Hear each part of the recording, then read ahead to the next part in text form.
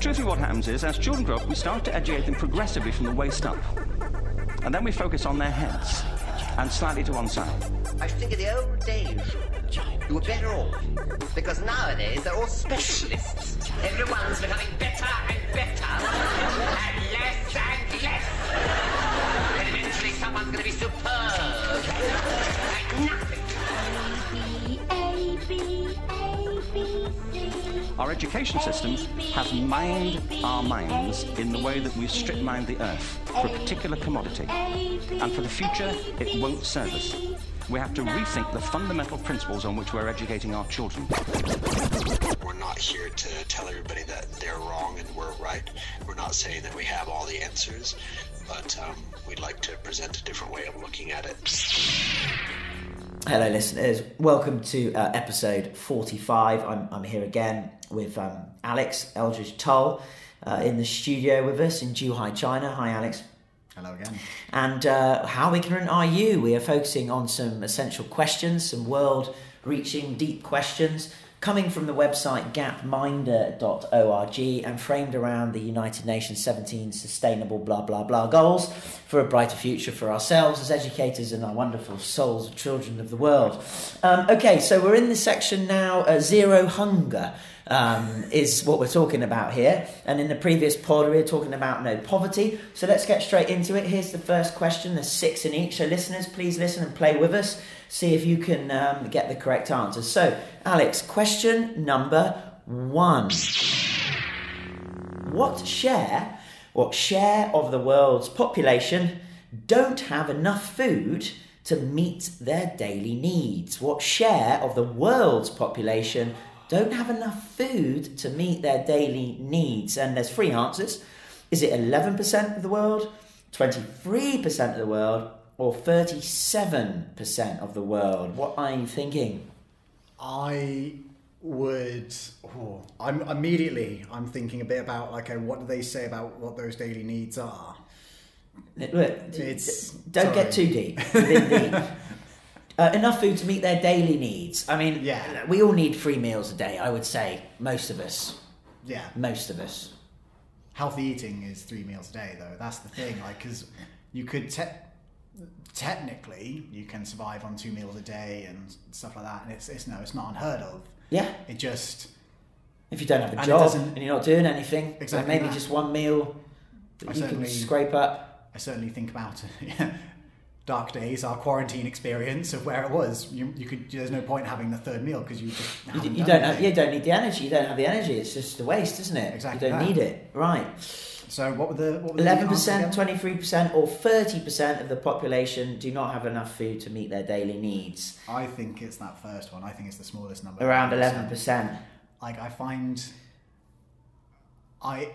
would argue what they mean by that sort of wording of the question, those daily needs, but given, and you already hinted at the beginning, this whole blah blah blah, so certainly in last episode, agenda make everything look really rosy when it's not, kind of thing. I think it's that key wording. What's that sort of wording? What do they mean by sort of those daily requirements? So, well, tell you what makes me sick before we get into the answer here is that we have huge amounts of obesity in our world. I'm not going to focus on any one country at all because it's happening everywhere. And we have a huge amount of food that's being chucked out of supermarkets and these massive global companies.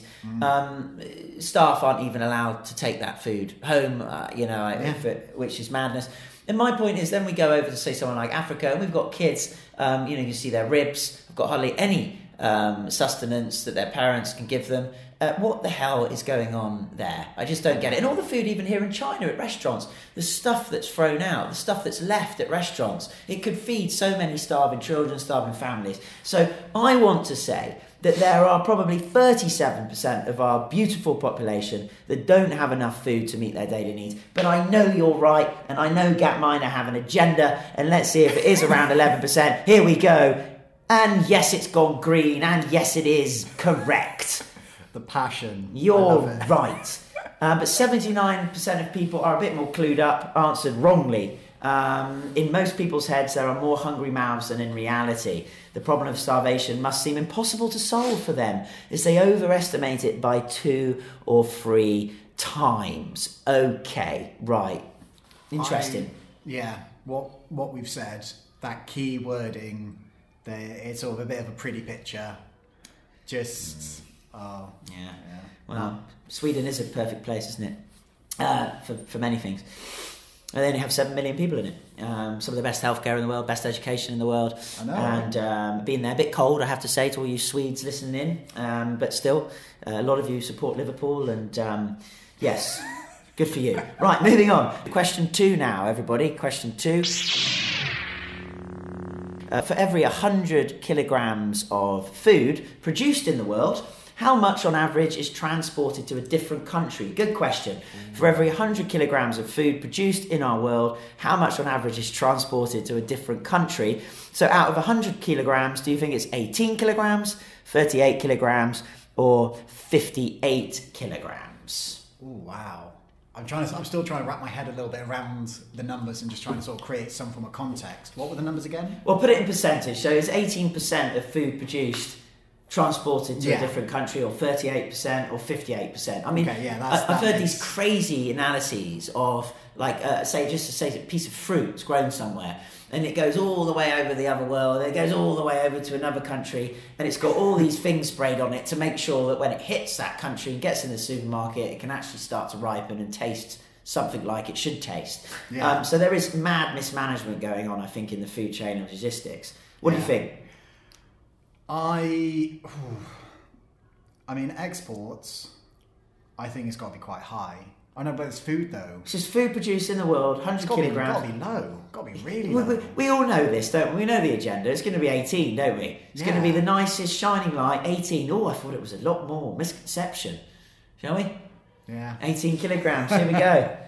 If you do this on your own, listeners, you know how to... there you go. Look at this again. I'm starting to feel, researchers, we might need to pull this podcast. But 89% of people answered wrongly again. I think it's... I do wonder, the wording of the question, how well people actually understand the context of it, and also whether people are sort of thinking about other products, because it's easy to just think about food, but if we changed it from food to any product, be massive.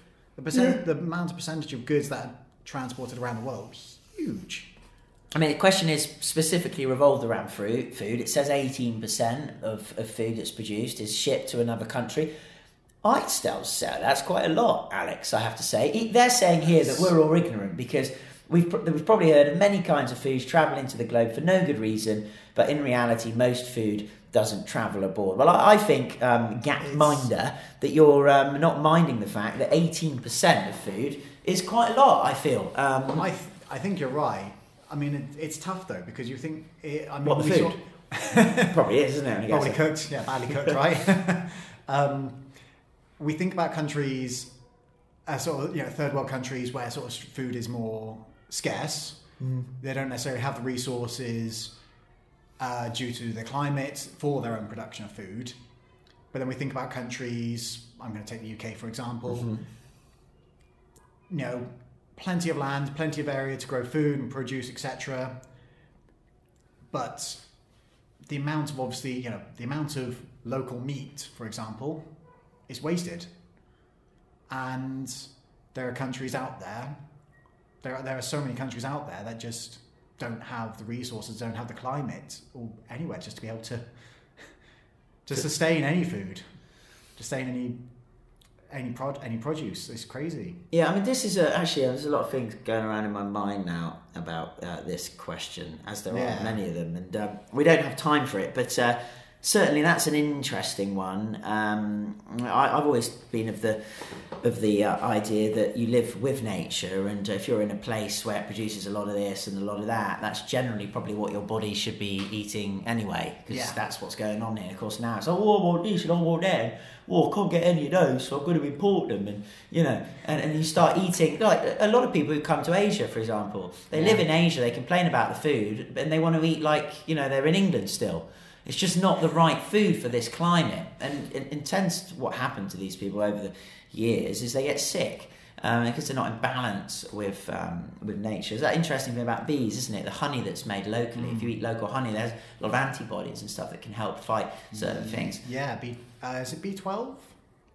There's also the vitamins in... Is that a pun, using buzzing B, B12? I like that. That's clever. It wasn't. It was a Freudian slip. That was completely unintentional. But yeah, B12. Well, of course, B12 now for all these vegetarians like yourself. I mean, I'm mostly vegetarian. Used to be able to get good B12 vitamins from the soil. Yeah. And now the soil has been pillaged, and it's hardly living at all. So you've got to take supplements. This is just mad. Okay, let's move on. Question 3, Mr. Toll. Which of the following regions has the largest share of children under 5 who are dangerously underweight? Which of the following regions has the largest share of children under 5 who are dangerously underweight? Very interesting, considering we're talking about overweightness in parts of the world. We're going to go to underweightness, especially under 5s. Is it in North Africa and the Middle East? Is it in South Asia? Or is it in sub-Saharan Africa? Ooh. Okay. I am torn between the first and the last. Yeah. Because of the wars that have occurred in the Middle East over the last few years. Because that's a factor that plays into it. People think a lot of the stereotypes in the Middle East, so they've got a lot of money, oil, rich, lots of wives. As we know, in Syria and Turkey, there's so much has happened in those regions in just the last couple of years. So, Turkey's not going to come in there, is it? North Africa and Middle East. No, I wouldn't. Sorry. No. So we're not going with South Asia then, because I've got a feeling this is going to be the one, and I wouldn't go for it. I'd go for sub-Saharan Africa. Yeah, I would. What are you going to go for? Are you looking to further your career in education? Teach Now offers a convenient online teacher preparation and master's degree program completed anywhere in the world. Reach now for Teach Now. Ain't no time for defeat now. Teachers, get off your seats now. Future generations need you now. Work with people all over the world in a collaborative, activity-based teaching environment. To learn more, visit teach-now.edu. Expertise that is really outside of the box.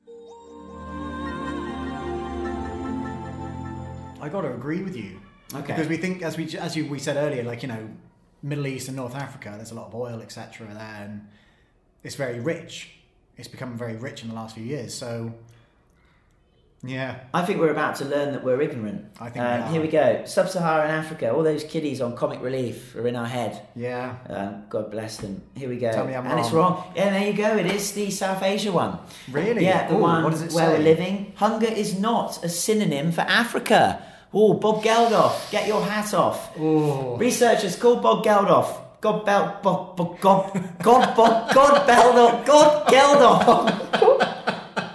What's his name? Bob Geldof. Call him up. Get him on here. We want him on. Invite him in. We'll give him a meal. He doesn't need to go hungry. Hunger is not a synonym for Africa, Alex, in big bold letters. Yeah. But when asked about hunger, you instinctively think Africa, don't you? Yeah. But undernourished children are actually more common in South Asia. And again, maybe population-wise, there's a lot of people in Asia, there's right? That thing, India, statistics. India and China. Absolutely. Well, that's interesting. It's actually the most interesting question I've come across so far on this damn podcast. Is there what are the questions at the bottom of the site? Because they usually have a few you might have to read through it a bit more. 85%, like you and me, got it wrong. South Asia does have the highest share of children under 5 who are dangerously underweight, as the question says. Source, UNICEF, WHO and the World Bank, if you want to believe any of them. And about the misconception, because countries in South Asia, including, as you said, India, Pakistan, have been making so much progress in many ways, this problem hasn't had the attention it deserves. Children apparently in South Asia are twice as likely to be underweight than children in sub-Saharan Africa and North Africa and the Middle East. And when we think of children who are so thin that their skin stretched tight across their ribs and their heads seem too heavy for their bodies, it's no surprise sub-Saharan Africa or war-torn countries, going back to what you were saying, in the Middle East, come into our minds. After all, that is where a lot of the world's poverty is and where we most often see images of hungry children. But it's harder to see the amount, Alex, of hunger that is hidden in poor communities across South Asia, hidden from the mainstream. In the outskirts of affluent cities or distant rural areas, there are lots of pockets of poverty, adding up to slightly more underweight children than there are in all of Africa. So 25 million children under the age 5 have gotten too little food in South Asia, which puts them at risk of infection and health.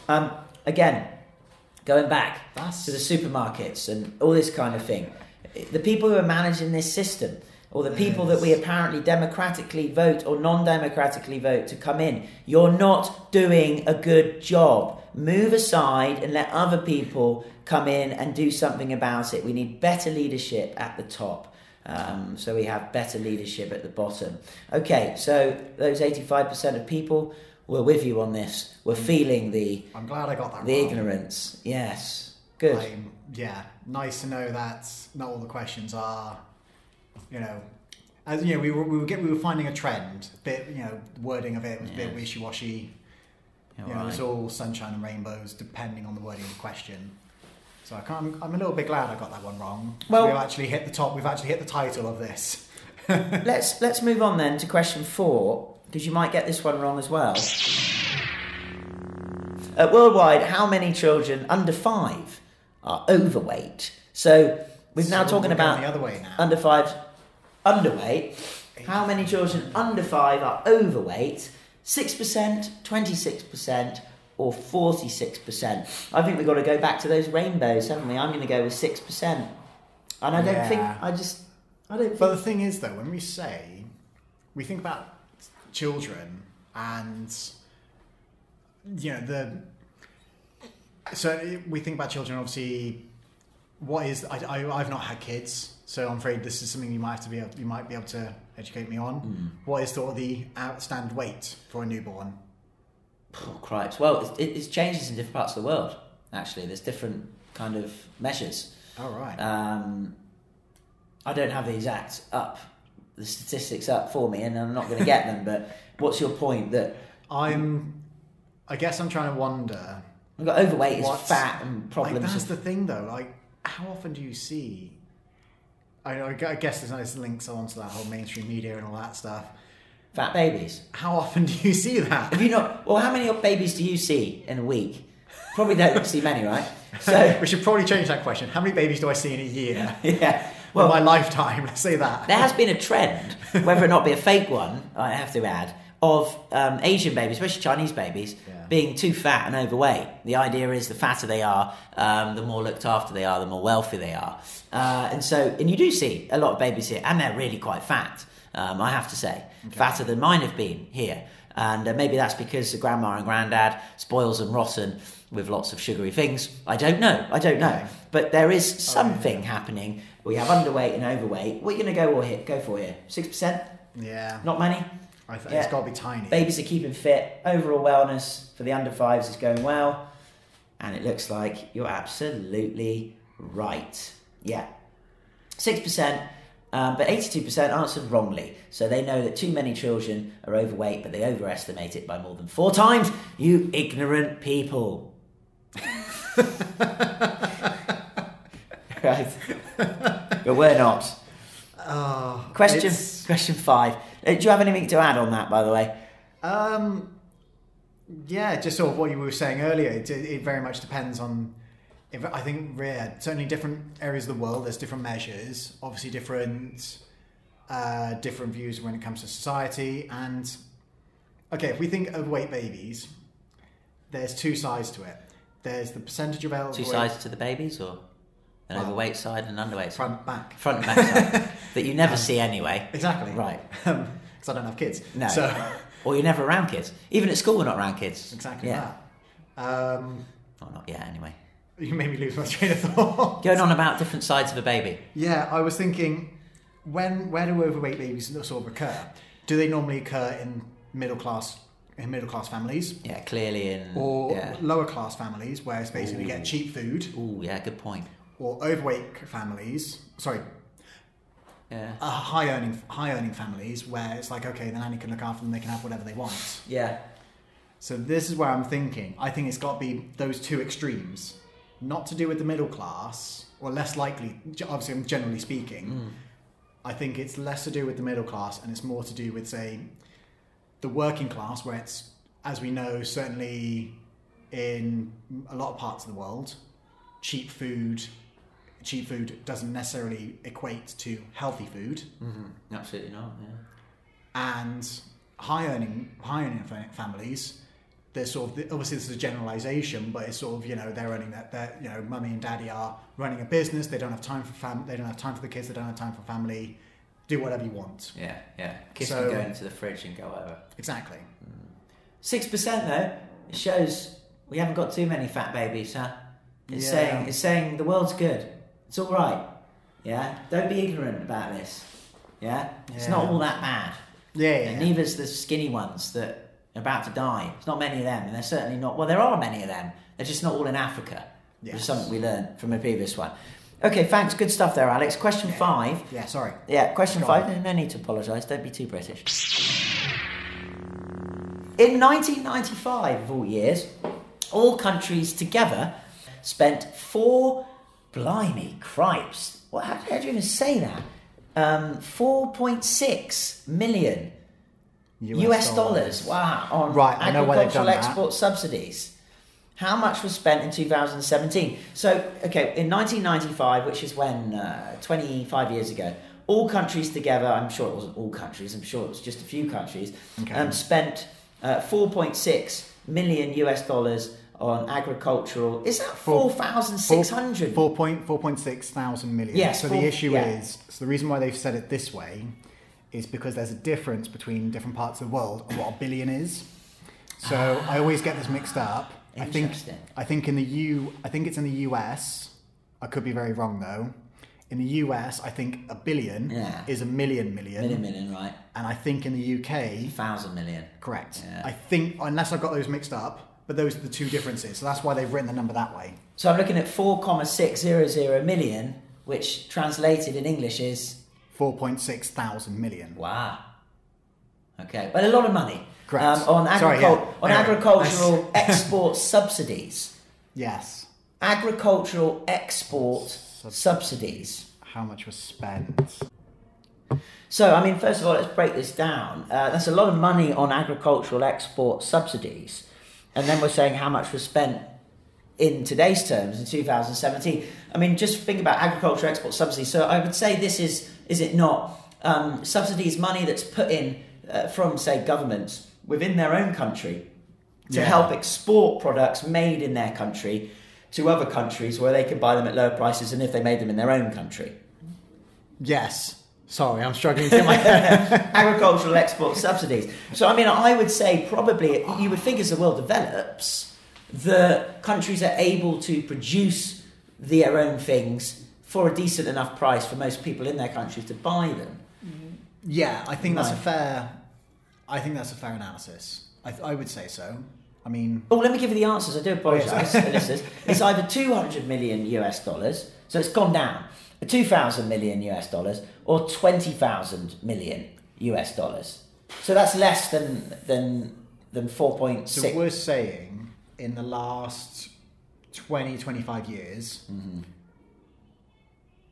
that has the amount of money spent on agricultural export subsidies increased or decreased? Decreased. When we say decreased, we mean decreased either by half or decreased a lot. What's this number again, the one in 1995? We should write it out fully. How would you say that? So 4.6 billion. Okay. Depending on where in the world you are, billion, 4.6 billion. But that's 1,000 million, we're saying. I mean, I've got no idea on this one. I think it's probably going to go down as much as possible, let's say. So what would that be then? It would be 200 million US dollars I'm going to go for. I think it must have decreased. I mean, how much dependency is there on agriculture? But these are all decreased, these numbers. No, the last one isn't. Oh, what's the last one? 20,000 million. Oh, so that's... The last one's saying it's increased by over 4 times as much. Oh, I see. You're saying 4,600 million US dollars. Yeah. It's now gone up to 20,000 million US dollars. So I see. I think it's gone down. I think it's going to go down to 200 million. It must have gone down quite a lot. I think you're right. As time as Right. world has developed, I think less money is spent.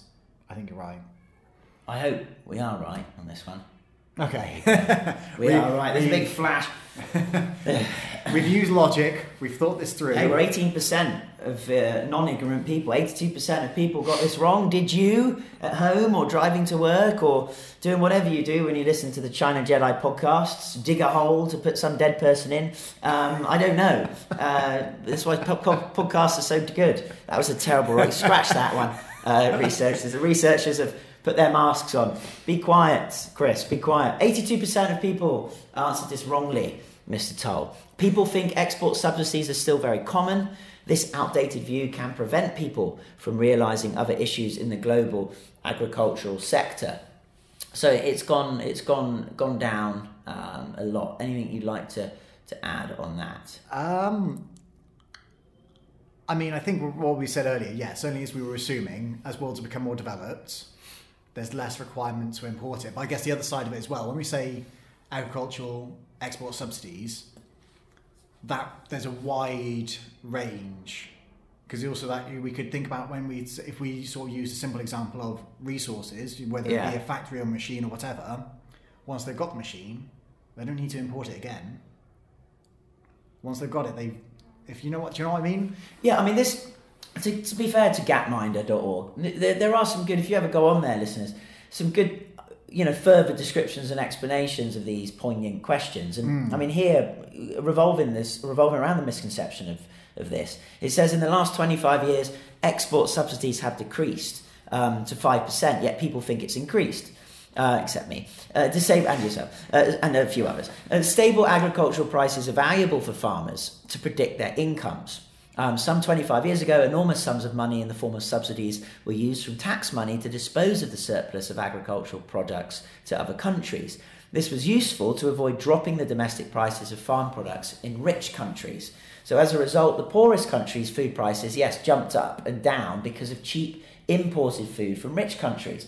Poor farmers, already handling unpredictable harvests, could suddenly be bankrupted by unfair, global price jumps. So in 2015, the WTO members agreed to end these agricultural export subsidies for good. And today, the total amount is just a fraction of what it was 25 years ago. Global trade collaboration can, I guess, benefit not only from the richest, but also the poorest, Mr. Toll. Wow. I guess, like every single one of these questions, there's a lot to unpack here. Yeah. But this one just... Yeah, it's a big one. Well, let's move on to the last one in this topic of zero hunger. And it's question number 6. And it sits like this. How many countries worldwide have holdings of plant genetic materials conserved in gene banks? Ooh, end of the world doomsday is coming here. How many countries worldwide have holdings of plant genetic materials conserved in gene banks? Less than 10, around 50, or more than 100. I mean, why would you have holdings of plant genetic materials conserved in gene banks so that companies like Monsanto can't potentially get in there and take over all of your genes? I don't know. I mean... It's an interesting one, isn't it? Like number 6. It's something I've never thought about. Yeah. So less than 10. I mean, I'd say your countries are thinking maybe there is going to be a problem in the future of food. We know. And also we think about the amount of...